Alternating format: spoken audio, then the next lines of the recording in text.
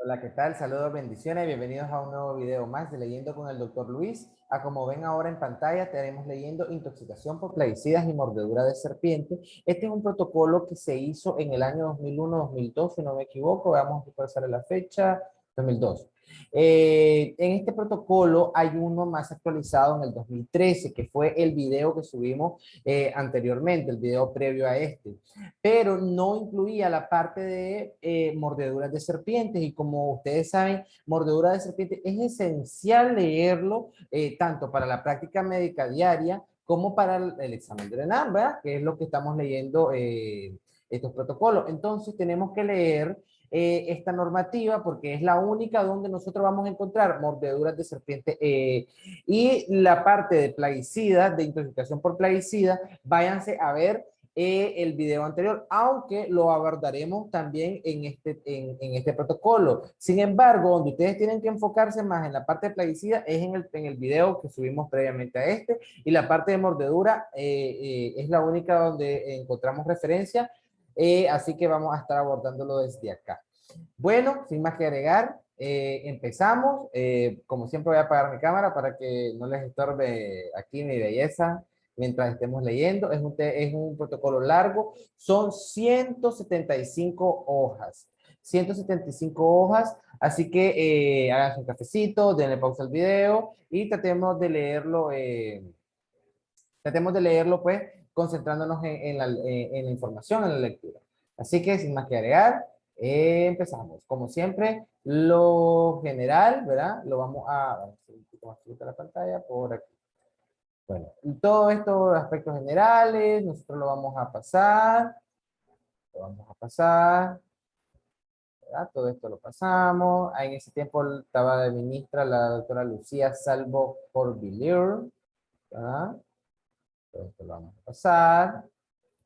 Todo esto lo vamos a pasar. Aquí están los contenidos. Yo lo me ha marcado, le había marcado los temas que íbamos a leer. Entonces aquí está un poco del fósforo de aluminio, del paraquat, de órgano fosforado, rodenticida, mordedura de serpiente, ¿verdad? Vamos a iniciar con intoxicación por fósforo de aluminio, mejor conocida como pastilla de curar frijoles en nuestro país. Bueno, pues ahora sí apago la cámara. Nos vemos. Así que continuamos leyendo. Intoxicación por fósforo de aluminio. Introducción. Los agricultores y quienes almacenan granos tienen necesidad de conservar la cosecha en perfectas condiciones para su comercialización. Para un control eficiente del producto sembrado y almacenado, debe monitorearse constantemente los insectos, deben ser controlados a tiempo para evitar pérdidas considerables para combatir a esos insectos. Actualmente existen diferentes controles entre los que podemos mencionar: agricultura orgánica, manejo integrado de plagas y plaguicidas. Uno de los plaguicidas más peligrosos y más utilizados por nuestros agricultores es el fósforo de aluminio, el cual al entrar en contacto con el aire libera un gas fosfina, que es muy tóxico para el organismo. En el ámbito de salud pública, este plaguicida es el responsable de una alta tasa de muerte y mortalidad, por lo que el médico debe estar preparado para enfrentar los casos de intoxicaciones por este plaguicida. Situación epidemiológica: tasa de morbilidad por 100.000 habitantes, tasa de mortalidad por 100.000 habitantes, tasa de letalidad al 9%. Bueno, características, presentación. Se presenta en tabletas o comprimidos de 0.6, 1, 2 y 3 gramos.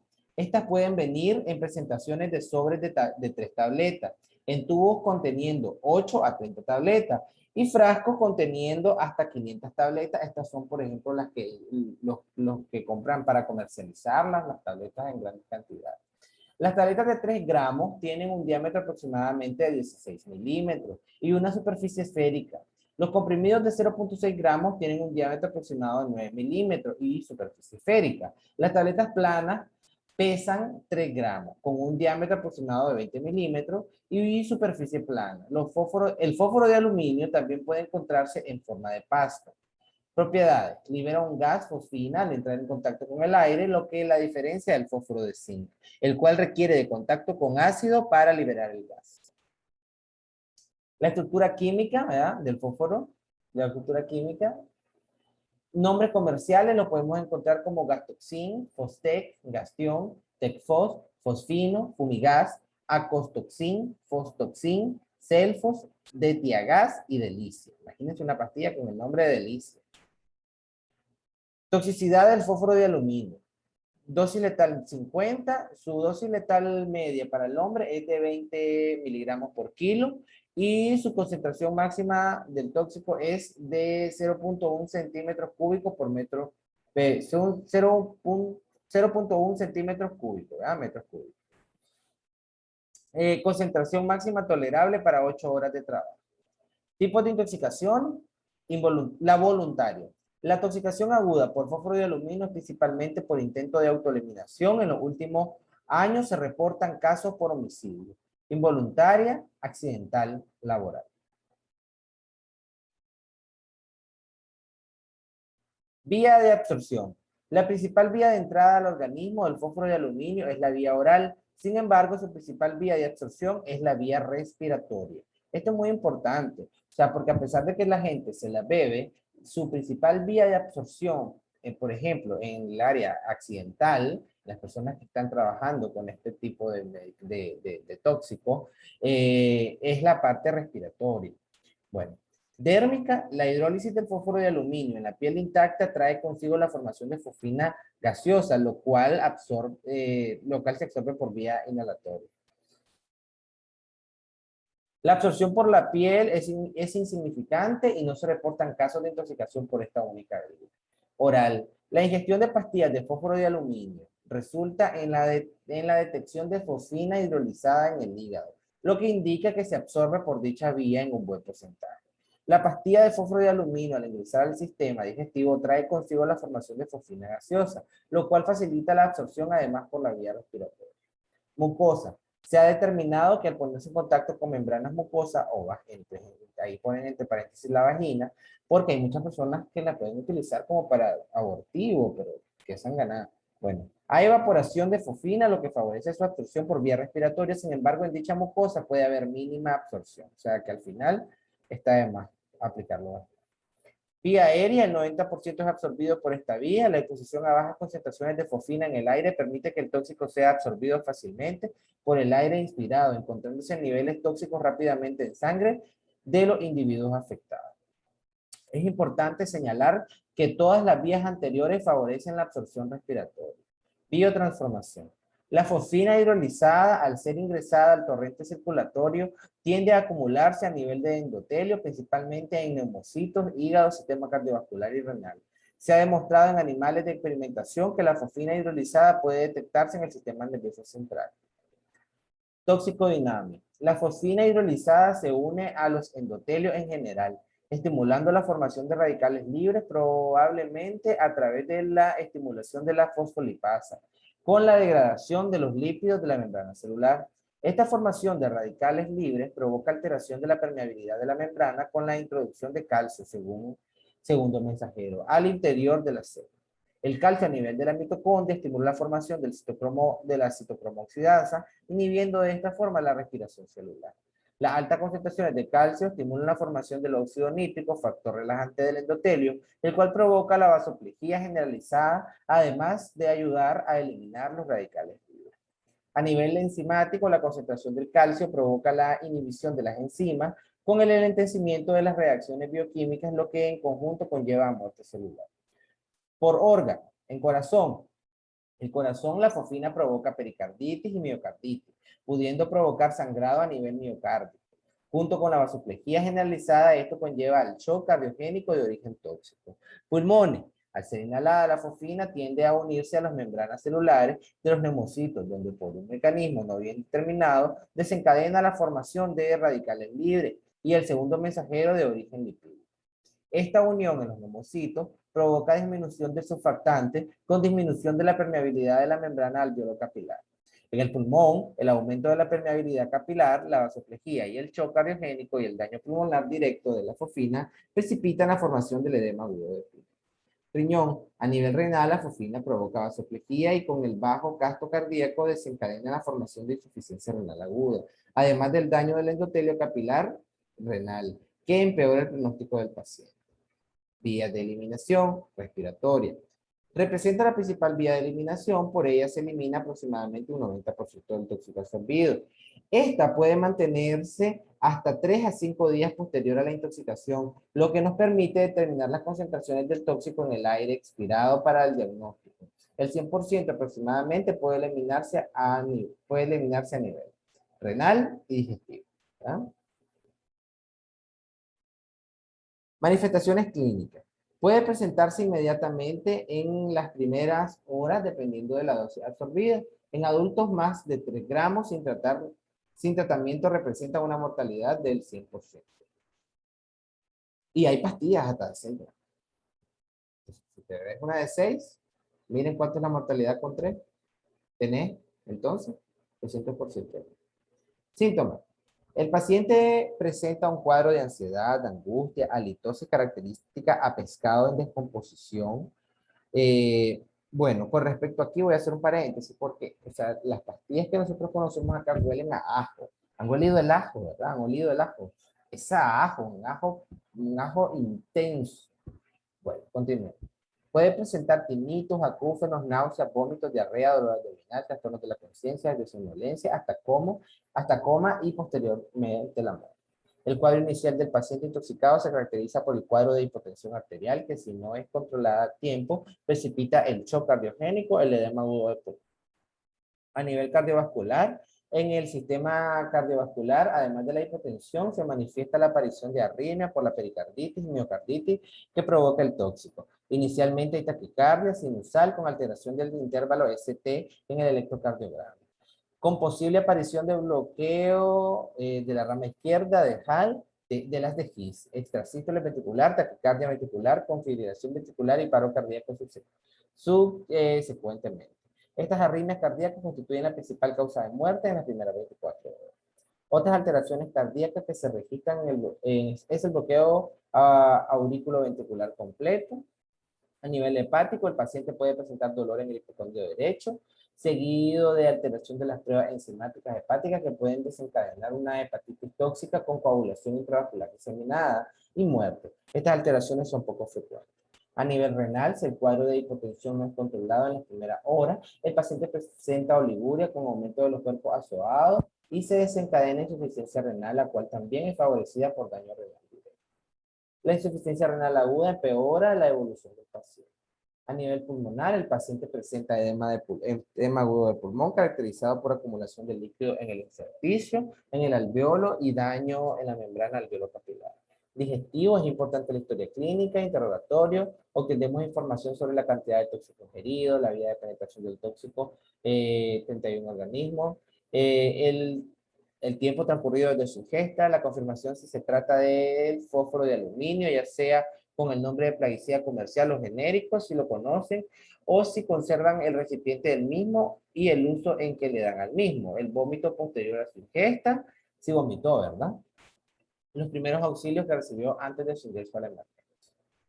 Si el paciente lo ingiere accidentalmente o por intento suicidio. Manifestaciones clínicas. Es importante detectar el olor característico de la intoxicación por morfina como de pescado en descomposición. Esta halitosis se presenta básicamente en los pacientes que han ingerido por vía digestiva el fósforo de aluminio. Hipotensión arterial, electrocardiograma con datos de pericardio. Exámenes, electrocardiograma con monitoreo cardíaco permanente, presentará alternancia eléctrica y alteraciones del ST, datos de pericarditis, infradesnivel del punto J, con infra o supradesnivel del ST de acuerdo a la derivación. Cromatografía gaseosa o líquida para determinar los niveles del tóxico en el aire expirado o líquido biológico. Radiografía de tórax. Pruebas de función hepática y renal, transaminasa, bilirrubina, TP, TPT, fosfatasa, nitrógeno de urea, creatinina, gasometría, ionograma y pH. Tratamiento. Para el tratamiento debemos seguir los pasos siguientes. Soporte de las funciones vitales, ABC, descontaminación, antídoto, mantener signos vitales estables y tratar las complicaciones que se presentan. Medidas de soporte de las funciones vitales, el ABC. Primero, vigilamos la vía respiratoria, airway. Garantice permeabilidad de la vía respiratoria. Debe efectuarse la intubación endotraqueal para evitar que si siga absorbiendo el tóxico y si existe ventilador mecánico, colocarlo para aumentar la eliminación del mismo. Se recomienda la frecuencia respiratoria más de 20 por minuto con el PIB. El paciente, por lo general, asiste al servicio de emergencia consciente, por lo que se requiere la sedación para colocar el tubo orotraqueal. La mejoría clínica y la concentración de los gases arteriales son el parámetro útil para determinar cuándo retirar el ventilador.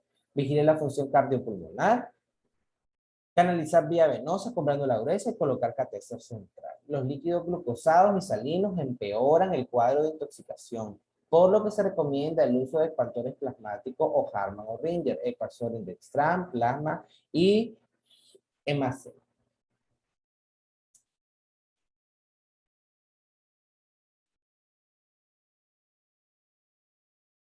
Debe realizarse monitoreo de la concentración de potasio sérico, ya que por daño celular existe salida del potasio intercelular con la consecuente hiperpotasemia, lo que predispone a la aparición de arritmia.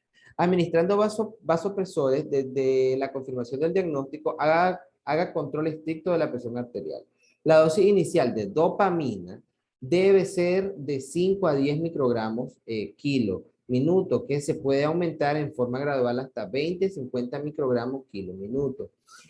Si la situación clínica así lo indica, debe de vigilarse presión arterial cada 5 a 10 minutos y subir dosis de dopamina hasta lograr el control de la presión arterial. Se puede utilizar además infusión de adrenalina o dobutamina si está en disposición. Debe realizarse monitoreo continuo de la función cardíaca por la aparición de arritmia. Descontaminación. Eliminación de la sustancia tóxica, tomar las precauciones necesarias para evitar la intoxicación de quien realice esta maniobra. Vía inhalatoria, retirar el individuo del sitio de exposición y trasladarlo a un lugar ventilado, administrar oxígeno ¿verdad? Vía cutánea, nada. Vía digestiva, es importante proteger la vía respiratoria para evitar la broncoaspiración y favorecer la creación del tóxico. Debe de entubarse al paciente previamente a estas maniobras. En caso de digestión, no administre leche, pues acelera la absorción del material tóxico. Lavado gástrico. Debe realizar después de haber protegido las vías respiratorias con el tubo endotraqueal. De la aplicación adecuada de la técnica depende el éxito de esta maniobra. Colocar sonda nasogástrica y aspirar el contenido gástrico, posteriormente realizar el lavado con solución salina isotónica o con solución de permanganato de potasio a una concentración de 1 en 5.000 diluidos y filtrados correctamente para evitar daño en las paredes del estómago, o agua corriente limpia con una cantidad de líquidos no menor de 5 litros en el adulto y hasta que el líquido salga claro y sin olor al tóxico. En los niños, la cantidad de líquido a utilizar va a depender de la edad. Se recomienda administrar en cada irrigación la cantidad de 200 a 300 ml en el adulto y 15 miligramos kilo en el. La máxima utilidad del lavado gástrico es en las primeras 4 horas posteriores al ingesto. Si el paciente ha presentado vómitos, vomitó posterior al lavado y está consciente, se debe administrar carbón activado. La dosis del carbón activado en adultos 1 gramo por kilo de peso corporal diluido en 300 ml de agua y en los niños 0.5 gramos kilo de peso corporal diluido en 100 mililitros de agua. Cuando se administra carbón activado, este debe ir asociado al uso de catárticos. Si el paciente no presenta diarrea, se puede utilizar sorbitol, los adultos y mayores de 12 años, 1 gramo kilo de peso corporal, y en los niños 0.5 gramos kilo de peso corporal. Se puede utilizar también manitol en dosis de 3 a 4 mililitros kilo de peso corporal por vía oral. Aumentar la excreción del tóxico. Recordemos que la principal vía de eliminación de la fosfina es por vía respiratoria. Por lo tanto, debemos colocar tubo endotraqueal y conectar al paciente a un ventilador. La frecuencia respiratoria debe ser mayor de 20 por minuto y debe ser con un PIF mayor de 5. Para favorecer la eliminación del tóxico absorbido por vía renal, debe mantenerse una diuresis adecuada de por lo menos 50 a 60 mililitros hora. Esto lo podemos hacer manteniendo presión arterial y buena hidratación. Antídotos, no existe antídoto específico. Tratamiento sintomático, hipotensión. Se debe esperar a que aparezcan los síntomas de la hipotensión para iniciar su tratamiento, ya que estos nos pone en peligro de tratar una hipotensión irreversible con sus complicaciones acompañantes.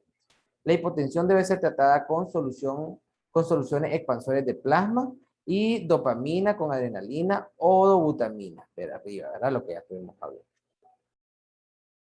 Pancreatitis, fibrilación ventricular y ectacistoles ventriculares son las principales causas de la muerte en las primeras 24 horas. Deben ser tratadas cuando aparezca la primera ectacistoles ventricular. Las ectacistoles ventriculares pueden ser tratadas con lidocaína a dosis de 0.5 a 1.5 miligramos kilo en bolo.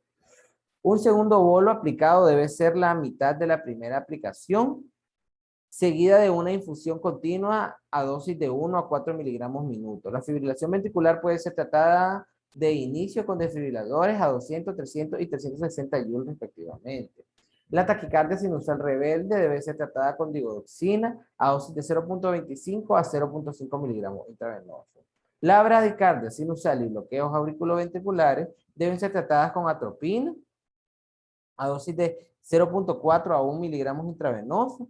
En niños la dosis intravenosa oscila de 0.01 a 0.03 miligramos kilo. Si se tiene marcapaso temporal, debe ser implantado. Los cuadros tienden a resolver en 3 a 5 días.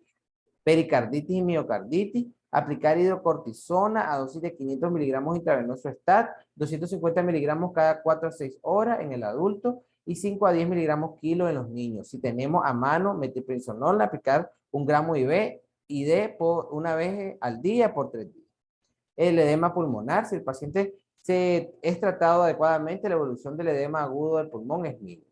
Valorar el uso de diuréticos como la furosemida, dosis de 40 a 80 miligramos intravenoso. Se puede llegar a utilizar hasta 600 miligramos en 24 horas. Si es necesario, debe colocarse al paciente metilador completo.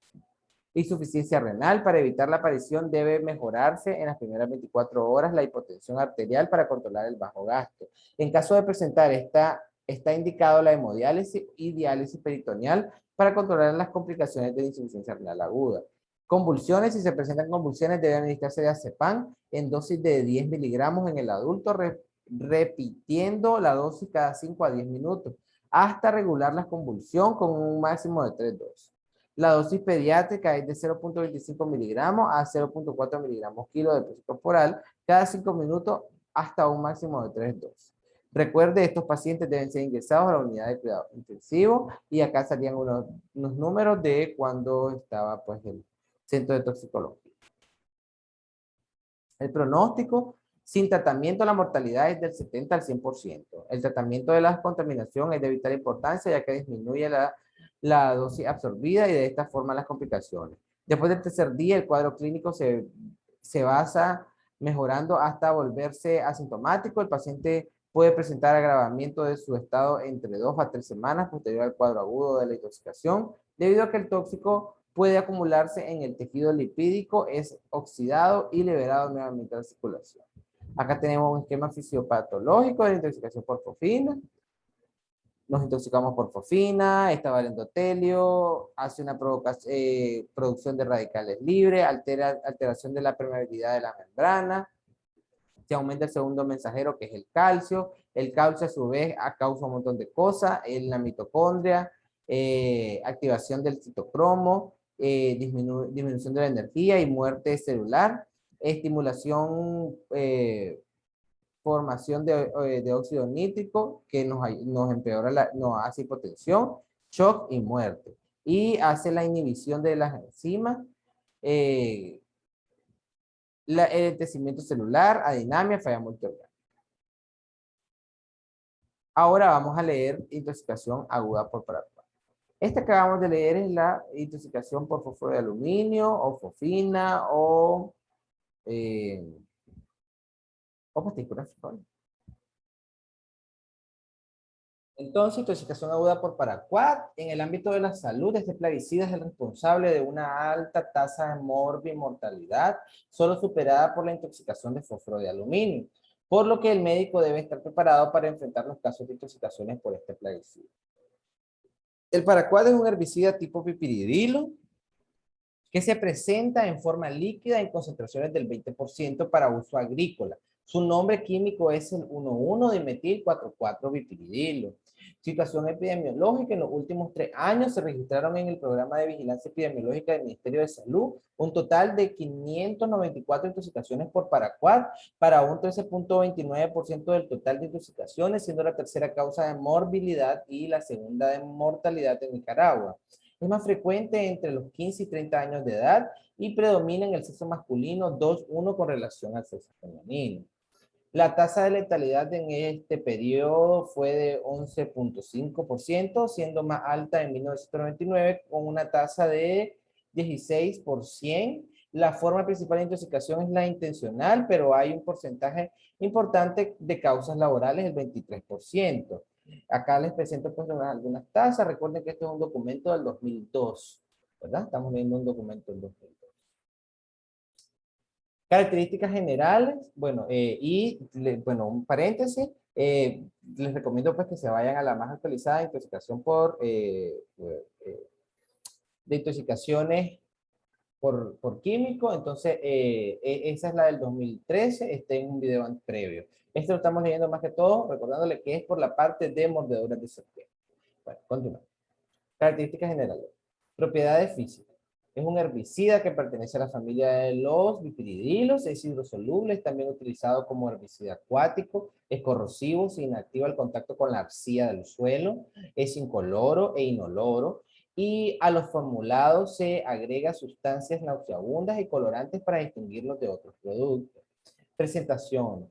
El paraquat es formulado como una solución acuosa con agentes activos de superficie. En Nicaragua las presentaciones más frecuentes varían de un 20% a 40% de concentración. Existen algunos preparados para uso en jardines, en el hogar, que pueden contener tan solo 0,2%. Se presentan en envases de 9, 10 y 20 litros.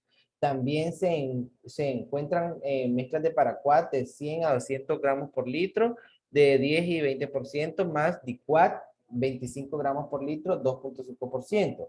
Y gránulos solubles en agua con 25 gramos por kilo, 2,5% de paraquat más 25 gramos por kilo, 2,5% de diquat, ¿verdad? En combinación.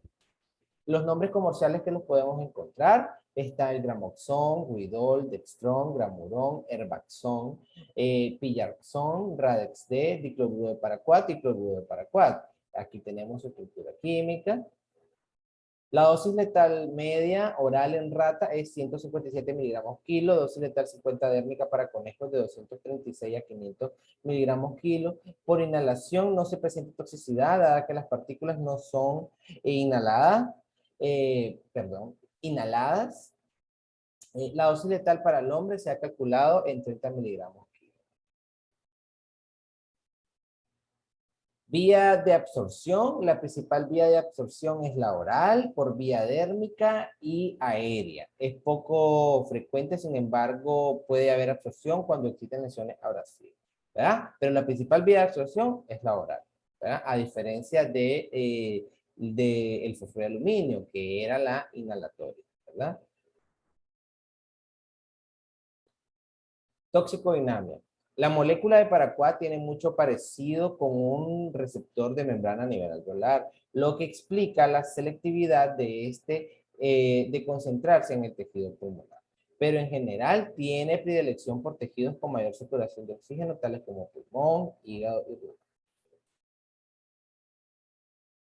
La carga de la molécula junto a su estructura electrónica conjugada le da la propiedad de producir radicales libres que reaccionan con el óxido formando radicales iónicos de superóxido y peróxido de hidrógeno que regeneran el bipiridil. El daño causado por el paraquat se debe principalmente a la peroxidación lipídica de la membrana y a la disminución del NAD. El paraquat actúa reduciendo el transportador de electrones NAD y luego este nucleótido es reducido por el oxígeno molecular con la formación de superóxidos, lo que luego por un proceso de oxidación, reducción en donde participan grupos metálicos, se convierten en peróxidos, que al descomponerse en grupos oxidrilo oxidan a los ácidos grasos polisaturados de los fosfolípidos de la membrana de los diferentes organelos celulares, perdiendo con ello la permeabilidad de la membrana, con el consiguiente cese de transporte de membrana y luego muerte celular. A nivel pulmonar, se produce una alveolitis intraalveolar producida por los radicales superóxidos y peróxidos. Este cuadro puede llevar a un edema pulmonar y a una insuficiencia respiratoria. Posteriormente, hay proliferación de fibroblastos que produce un proceso de cicatrización que constituye la fibrosis intraalveolar e interalveolar. Esta fibrosis pulmonar causa dificultad respiratoria severa que lleva a la muerte. Esquema de acción molecular del paraquat, ¿verdad? Ahí le pongo stock y ustedes lo ven. Es todo lo que veníamos hablando, ¿verdad? Biotransformación y eliminación. El paraquat es poco biotransformado y secreta como tal en la orina. Manifestaciones clínicas. Pueden presentarse manifestaciones locales y manifestaciones sistémicas. Manifestaciones locales. El paraquat lesiona los tejidos con los que entra en contacto. Puede ocasionar estriaciones blanquecinas y caídas de uñas, piel fisurada y seca, así como ulceraciones y ampollas. El depósito de gotitas de paraquat a nivel de la mucosa nasal puede producir sangrado. El contacto con ojos ocasiona conjuntivitis y opacidad tardía de la piel. Manifestaciones sistémicas puede presentarse en 3 fases que son ingesta oral, ¿verdad? Con ingesta oral. Primera fase. En la primera fase se observa inflamación, edema y ulceración de las mucosas de la boca, faringe, esófago, estómago e intestino en las primeras horas. También se pueden presentar vómitos reiterados, ardor y dolor orofaringio, retroesternal, epigástrico y abdominal. Puede haber disfagia, celorrea, diarrea y hemorragia digestiva. En ocasiones puede haber enfisema subcutáneo secundario a perforación esofágica y pancreatitis que provoca dolor abdominal intenso. Estas manifestaciones pueden ser inmediatas o presentarse en las primeras 24 horas. Segunda fase, aparecen en las 24 a 48 horas, se manifiesta por afectación hepática con un aumento de las bilirubinas y transaminasas, afectación renal caracterizada por aumento del nitrógeno ureico, creatinina y proteinuria. La oliguria o anuria indica necrosis tubular aguda. Tercera fase. Aparecen de 2 a 14 días posteriores a la intoxicación. Se caracteriza por lesión pulmonar. Los espacios alveolares son infiltrados por hemorragia, líquido y leucocitosis, después de los cuales hay una rápida proliferación de fibroblastos, se presenta tos, disnea, taquipnea y cianosis progresiva. La muerte sobreviene como consecuencia de un severo deterioro de intercambio gaseoso, se produce anoxemia y anoxia tisular. Cuando hay ingesta de grandes dosis de paraquat, hay intoxicación aguda fulminante con manifestaciones gastrointestinales severas, tales como ulceraciones, bucofaringe, perforación esofágica con mediastinitis, vómito y diarrea. Se presenta fallo multiorgánico, así como coma y convulsiones, produciéndose la muerte en un lapso de 1 a 7 días. Diagnóstico. El diagnóstico se basa primordialmente en historia de exposición y cuadro clínico. Siempre lo más importante es la historia clínica que nos permita saber la concentración y cantidad del tóxico ingerido, la vía de penetración del tóxico, el tiempo transcurrido desde su ingesta, si vomitó posterior a la ingesta, los procedimientos de descontaminación que recibió antes de su ingreso a la unidad de salud, si el paciente se intoxicó accidentalmente por intento suicidio. Manifestaciones clínicas. Es importante reconocer las manifestaciones locales y sistémicas de la intoxicación por paraquat descritas anteriormente. Pruebas de laboratorio. Prueba de la ditionita. La orina o el aspirado gástrico puede ser examinado para determinar la presencia de paraquat empleando el método que tiene como base la reducción del catión paraquat a un anión radical azul en presencia de un reactivo alcalino. Las pruebas de ditionito es una prueba colorimétrica sencilla y cualitativa, la cual consiste en agregar 5 cc de orina, 0.1 a 9 de bicarbonato de sodio para alcalinizar la muestra y 0.1 a 9 de ditionita, hidrosulfito de sodio. Si en la orina hay paraquat, aparece casi de inmediato una coloración azul cuya intensidad depende de la concentración del tóxico. Cuando hay concentraciones muy altas, la coloración puede ser negra, por lo cual se aconseja repetir la prueba con una muestra de orina diluida. Si la coloración es verde, el tóxico es T4. Medición del paraquat en sangre a través de espectrofotometría o cromatografía de gas líquido y radioinmunoensayo, ¿verdad? Esto es en orina, acá es en sangre. Los niveles que están asociados a alta probabilidad de muerte son, ¿cuántos son los niveles que nosotros vamos a decir, esta persona es muy probable que fallezca? Bueno, 2 miligramos por litro a las 4 horas. O si encontramos 0.9 miligramos por litro a las 6 horas, o si encontramos 0.1 miligramos por litro a las 24 horas. O sea que en 24 horas no tiene por qué estar. Pruebas indirectas. Gasometría si se observa hipoxemia. Una radiografía de tórax, que es importante descartar la presencia de aire por ruptura esofágica, así como también realizar el diagnóstico del edema pulmonar. Se observa infiltrado intersticial bilateral con zonas de radioopacidad. Pruebas de función pulmonar. Se puede observar alteraciones en la función pulmonar, patrón restrictivo, antes de que se evidencie clínicamente. Pruebas en la orina y de función renal, hematuria y proteinuria, nitrógeno de urea y creatinina. Pruebas hepáticas, cifras elevadas de bilirrubina sérica total y las aminotransferasas, fosfatasa alcalina y tiempo de protonvía. Tratamiento. Siempre debemos tener en mente que el paraquat es una sustancia letal que no posee antídoto y de la rapidez con que actuemos dependerá la sobrevida del paciente intoxicado. Soporte de las funciones vitales, ABC, vigile las vías respiratorias. Debemos mantener las vías aéreas permeables, pero a diferencia de otras intoxicaciones en esta, no debe administrarse oxígeno ya que esto incrementa la toxicidad del paraquat.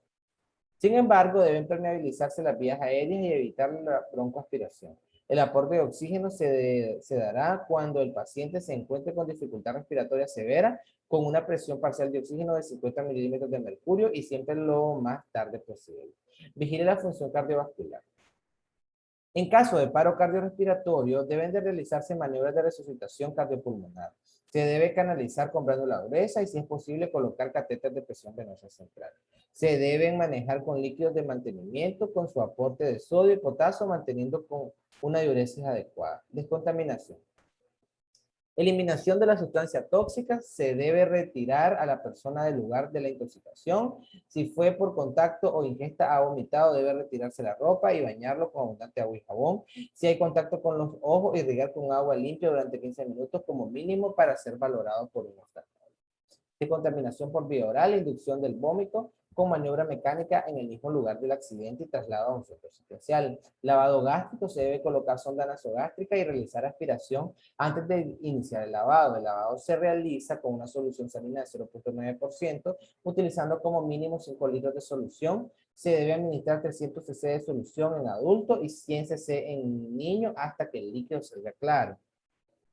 Administre un absorbente como tierra de Fowler en adulto a razón de 100 a 150 gramos y en niños 2 gramos por kilo. El paraquat se inactiva en contacto con la tierra de Fowler. Así es, esto es muy importante. Recordemos que paraquat se inactiva en contacto con tierra y en este caso podemos utilizar la tierra de Fowler, ¿verdad? Que aquí está compuesto pues, por minerales provenientes de la tierra que van a inhibir al tóxico. Posterior al lavado se administra un catártico salino, sulfato de sodio de 20 a 30 gramos en mayores de 12 años y 250 miligramos kilo de peso en menores de 12 años, diluido en 150 cc de agua. También se puede utilizar citrato de sodio. Si el paciente presenta un hilio paralítico, se aconseja no administrar catártico y realizar la instalación del líquido a través del tubo gástrico más lentamente. Si no se dispone de tierra de Fowler, puede usar carbón activado a razón de 1 gramo por kilo en adultos y 0.5 gramos por kilo en niños, diluido en 240 mililitros de agua. Debe repetirse cada 4 horas por un mínimo de 24 horas hasta que la prueba de tionita salga negativa. Debe administrarse catártico debido a que el carbón activado es una sustancia astringente. Aumentar la extensión del tóxico. Debe mantenerse una dureza adecuada, 50 cc o más por hora. Se puede lograr utilizando líquidos intravenosos de 200 a 200, de 2000 a 2500 cc por metro cuadrado. Dosis respuesta con el control horarios de diuresis. Se recomienda mixto o hard, ¿verdad? Se puede usar furosemida de 200 a 40 miligramos intravenosos, dosis respuesta, hemoperfusión mediante filtro de carbón activado y resina catiónica. Es útil realizarla en las primeras 8 horas posterior a la exposición y repetirse si se mantiene la prueba de tionita positiva. Se debe vigilar la concentración de calcio y el recuento de plaquetas y reponerlos en caso necesario. Antídoto: no existe antídoto específico. Tratamiento que hacemos, entonces, tratamiento sintomático para úlceras bucales y faringe. Utilizar lavado bucal de la solución siguiente 2 veces al día. Un frasco de difenidramina de 250 cc, le vamos a agregar una tableta de prednisona de 50 miligramos y amoxicilina le vamos a agregar 5 cápsulas de 500 miligramos para hacer 2500, ¿verdad? 2500 miligramos. Y con esto vamos a hacer lavado bucal, ¿verdad? 2 veces. Insuficiencia renal aguda debe lograrse que sea insuficiencia renal aguda poliúrica, o sea, que esté orinando. Si se presentan complicaciones, está indicada la diálisis peritoneal o hemodiálisis donde sea posible. La esofagitis debe mantenerse la sonda nasogástrica y vigilar las complicaciones esofágicas, tales como la estrechez esofágica. Pronóstico: sin tratamiento, una dosis oral de unos 3 gramos de ion para 4 probablemente es mortal para el adulto. 15 ml de gramoxón al 20% contienen 3 gramos de ion para 4. Ya con 15 cc de gramoxón nos despedimos de la persona. Seguimiento. Si sobrevive el paciente, en el seguimiento se deberá presentar particular atención a las ulceraciones del tracto gastrointestinal y las posibles estenosis que pueda dar lugar al proceso de cicatrización. También se deberá vigilar la función respiratoria, renal y hepática. Ahora vamos a intoxicación aguda por órganos fosforados, uno de los más largos.